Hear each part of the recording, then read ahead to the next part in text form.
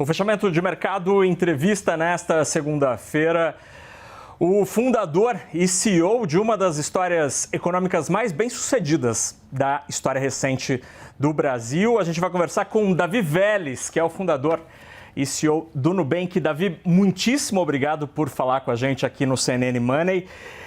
O Nubank, obviamente, tem uma história brilhante de sucesso e no esforço de bancarização, mas não tem como fugir das notícias quentes. E nos últimos dias, nas últimas semanas, o Nubank esteve envolvido em uma polêmica daquelas relacionada à tributação, a quanto a instituição paga, já que o governo, o Brasília, discute este assunto com muita frequência nos últimos dias. Por que há uma percepção distinta do Nubank versus entidades de fora sobre a carga tributária de uma fintech como vocês? Oi, Fernando. Bom, primeiro, obrigado aqui pelo convite. Primeiro que eu queria deixar muito claro, porque tem sido bastante barulho sobre esse tema nas últimas semanas, e que a gente, como empresa, nossa obsessão é nosso consumidor, do nosso concorrente. E a gente não vai ficar se defendendo de muitos ataques que estão voando de um lado para outro assim, nas últimas semanas por parte de muitos concorrentes. A gente respeita muito os bancos do Brasil e a gente, principalmente como empresa, vemos trabalhando por 12 anos trazendo mais concorrência nesse sistema financeiro, incluindo mais de 110 milhões de pessoas no sistema financeiro do Brasil e trazendo muito valor para a sociedade no Brasil. Então, nossa visão geral é não entrar nesses debates, mas quando existem esse tipo de acusações que claramente não são verdades, a gente tem que sair e deixar isso muito claro. E no caso especificamente de impostos, como eu deixei muito claro lá em um post que eu fiz no LinkedIn, o Nubank, em 2025, tem sido a instituição financeira que mais imposto tem pago no Brasil, 8,2 bilhões de reais, com uma taxa efetiva de 32%, em comparação com a média dos bancos de 12%. E nesse debate, o importante é, de fato, o que as instituições estão pagando, e não o que deveriam estar pagando. O que, de fato, estamos pagando é 32%, uma taxa altíssima.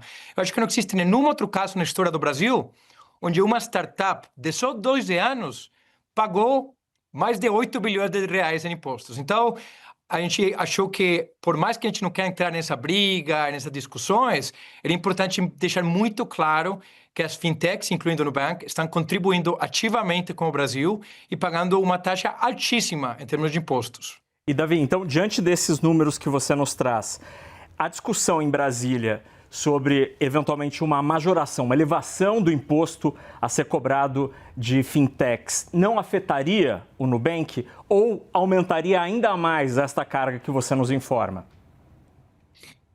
Acho que aumentaria ainda mais essa carga, porque acho que o debate agora é sobre essa taxa nominal da CSLL. As fintechs estão pagando as financeiras, a gente chama financeira, está pagando 15%, os bancos estão pagando 20%. Então, acho que o debate tradicional aqui deveria ser igual. Mas, de novo, o ponto não é necessariamente a taxa nominal, é a taxa efetiva. E as fintechs, incluindo o Nubank, não têm um histórico de décadas de operação no Brasil que permitem abater um monte de impostos. Isso é precisamente isso que permite aos bancos ir de uma taxa nominal de 40%, 45% a 12%, né? Porque tem uma grande quantidade de jeitos para baixar essa taxa efetiva de juros. Então, a gente não acha que o problema está aí com as fintechs pagando mais imposto. Realmente, a gente está pagando muito mais, além do que muitas das grandes instituições financeiras. De novo, nossa taxa é 33%, uma taxa efetiva da média dos grandes bancos de 12%. Acho que o foco do governo, se quer recaudar, aumentar a arrecadação, deveria ser na taxa efetiva. É de fato que todo mundo está pagando. E a taxa efetiva é muito longe da taxa nominal. Nossa proposta foi ter uma taxa efetiva mínima nominal de 17,5% para todas as instituições financeiras. Então, todo mundo paga um mínimo. Tem um mínimo que cada instituição vai pagar, e desse jeito realmente é uma taxa justa que inibe essa grande quantidade de jeitos de pagar menos impostos. Perfeito. Só para terminar essa questão, que a gente tem muitos outros assuntos para tratar aqui, Davi, uma das maneiras que instituições financeiras historicamente fazem aqui no Brasil para pagar menos imposto é, por exemplo, fazer provisão de créditos duvidosos, assim reduzindo o lucro, ou eventualmente na aquisição de instituições financeiras com créditos tributários. O Nubank tem sido questionado a ter uma licença bancária no Brasil.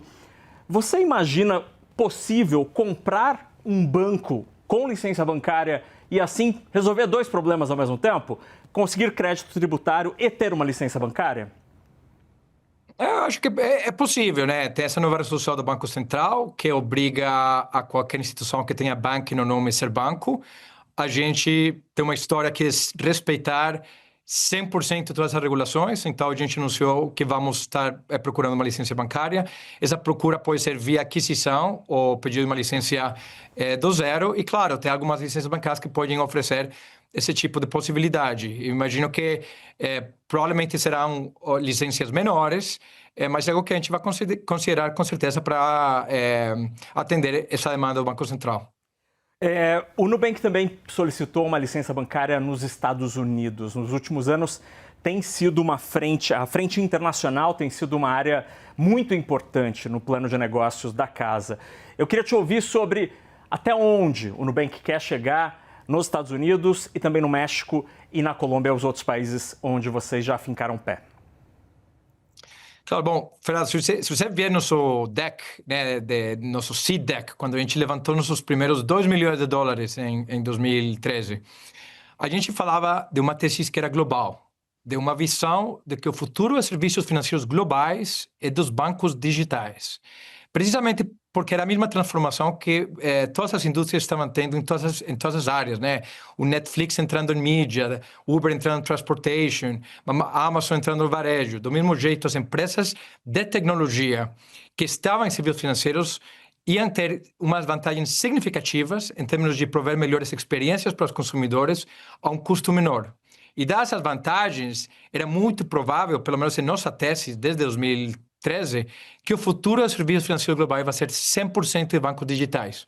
Essa tendência tem sido relativamente devagar, tem sido basicamente 12 anos, onde a gente tem operado no Brasil, no México e na Colômbia. Ainda 97% das receitas globais de serviços financeiros do mundo são bancos tradicionais com agências bancárias. Isso com certeza vai mudar nos próximos 10 a 20 anos. Essa transformação tem acontecido mais devagar do que em outros setores, porque, lógico, o serviço financeiro é mais regulado e tem certo tipo de inércia, mas a vantagem competitiva dos modelos de negócios modelos como a gente traz, cada vez fica mais claro, especialmente no mercado como o Brasil, onde a gente já é uma das maiores instituições financeiras, ao mesmo tempo consigo oferecer um dos melhores produtos do sistema financeiro brasileiro, com uma lucratividade maior do que os bancos tradicionais e com uma grande satisfação para esses clientes. Então, nos últimos 4 ou 5 anos, nossa jornada tem sido basicamente provar esse modelo do Brasil, levando para mercados mais perto, como México e Colômbia. Até agora, a gente tem conseguido replicar muito bem esse modelo. Quando a gente compara México com o Brasil, o México está crescendo mais rápido que o Brasil para a gente, Colômbia é mais rápido que o México. A gente hoje é um dos maiores já bancos do México, com mais de 14 milhões de clientes, 28% da população adulta do México mexicana é cliente do Nubank, parecido aos 60% da população adulta brasileira do Nubank.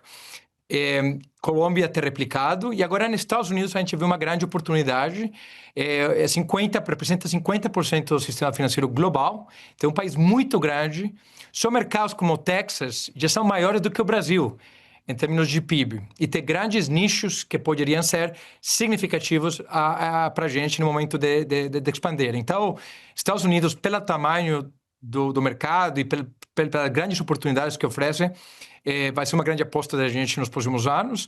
Mas, de novo, é o primeiro minuto, o primeiro tempo, como a gente sempre fala dentro de casa, e é só um passo mais em uma tendência, uma estratégia, uma tese de várias décadas, onde a gente espera levar esse modelo de banca digital para muitos outros países e muitos outros continentes. Davi, você menciona o futuro do negócio, né? Quando o Nubank nasce lá no bairro de Pinheiros, e a ideia de que os serviços financeiros serão digitais.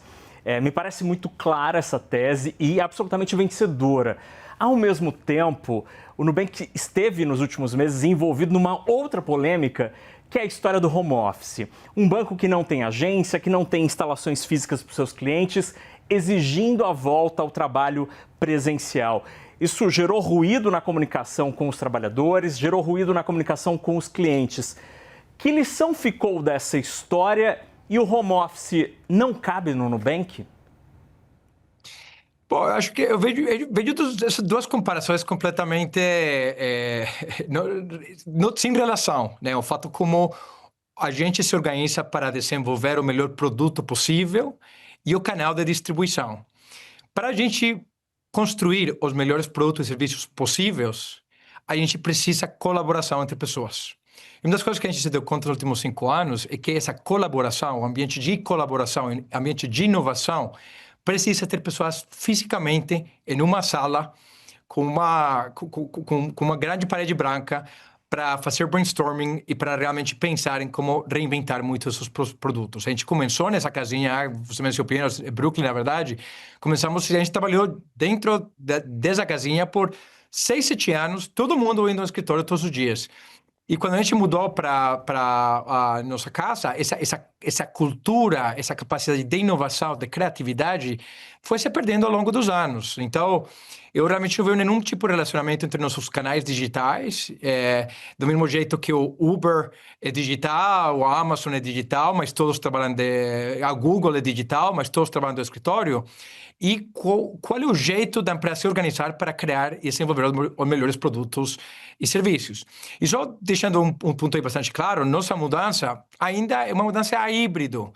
Ainda deixa 2 dias por semana em 2026 trabalhando de casa e depois 3 dias trabalhando no escritório. Então, a gente ainda acha que o melhor do mundo é uma mistura, um híbrido entre trabalho dentro do escritório, quando as pessoas conseguem se conhecer em pessoa, conseguem ter essa colaboração, mas também conseguem trabalhar de casa em algumas das tarefas que realmente sim te dão mais produtividade trabalhando de casa. Muito bem, Davi, muito elegantemente me corrigiu. De fato, né? O Nubank nasce no bairro do Brooklyn, em São Paulo, na Zona Sul, e agora que tem um edifício bonitão no bairro de Pinheiros.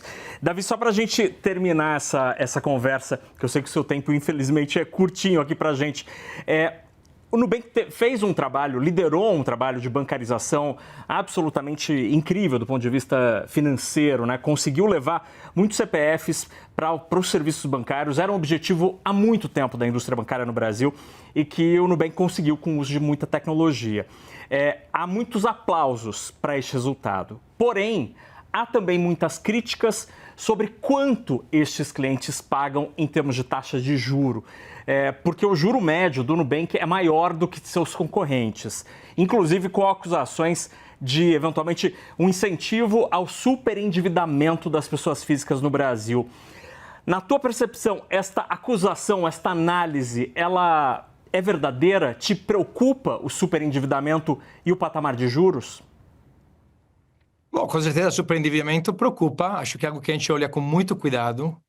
E a gente tem, desde o começo, a gente começou em 2013, 2014, começamos com modelos muito conservadores em termos de crédito, porque um dos piores erros que a gente poderia ter cometido era dar crédito demais e aí ter uma crise de endividamento. A gente teria perdido muito a credibilidade que a gente tem ido construindo com os investidores na parte de crédito.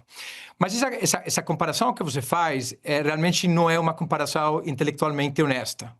Porque muitas vezes quando essa comparação é feita, você está comparando massas com laranjas.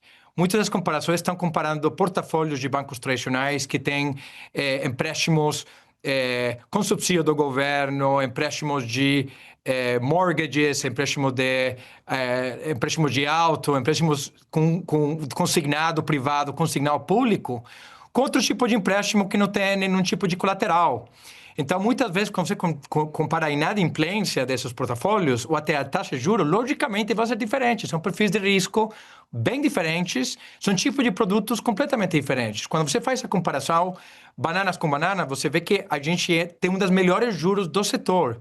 Isso é uma das razões por que a gente continua crescendo hoje tão rapidamente e hoje a gente é um dos maiores, tem uma das maiores carteiras de empréstimo consignado, empréstimo sem colateral do Brasil e continuamos tendo uma das melhores NPS e métricas de qualidade do Brasil.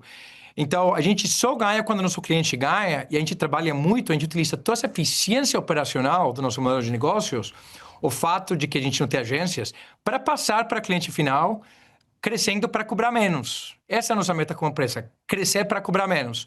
Quando você faz as comparações banana com banana, por exemplo, em consignado, olha nossas taxas de consignado público, a gente já opera com juros 30%, 40% menores do que a média do mercado. E assim, em produtos que oferecem esse tipo de comparação, bananas com bananas, dá para ver que a gente está crescendo para cobrar menos. Além disso, existe toda a parte de tarifas. A gente não cobra tarifas. Muitos dos grandes bancos tradicionais ainda cobram muita tarifa. A porcentagem da receita total de tarifa nos bancos brasileiros ainda é muito alta em comparação com padrões internacionais. A gente cobra basicamente zero tarifa. Esse é um custo que o cliente termina pagando. Então, de novo, a gente acha que a gente tem um modelo aqui, um modelo digital, que conseguiu crescer do Brasil. Só para te dar um ponto, nos últimos 5 anos no Brasil, a gente foi de 30 milhões a quase 130 milhões de clientes no Brasil. 100 milhões de pessoas têm entrado no Nubank nos últimos quase 5 anos. O que tem sido realmente uma revolução impressionante. Eu acho que o Brasil não entende, às vezes, a incrível revolução que existiu nessa área de fintech e que foi realmente uma parceria entre o governo, entre o Banco Central, que viu a oportunidade e a necessidade de concorrência em um setor que era muito concentrado, um setor que tinha 5 bancos dando 85% do setor, criou uma infraestrutura para outras 1.700 fintech entrarem no campo de jogar. E hoje quem ganha é o consumidor, que tem uma grande oportunidade de benefícios. Assim que, realmente, essas comparações, eu não concordo com as comparações, acho que tem que ter uma análise muito mais intelectualmente honesta. Muito bem, a gente conversou com o Davi Vélez, que é um dos empreendedores mais bem-sucedidos da nossa geração e das Américas. Davi, muitíssimo obrigado por esta conversa e fica o convite para outras conversas aqui, porque essa foi boa, mas foi curta. Davi, obrigado pela conversa. Um abraço. Um abraço. Obrigado, Fernando. Até logo.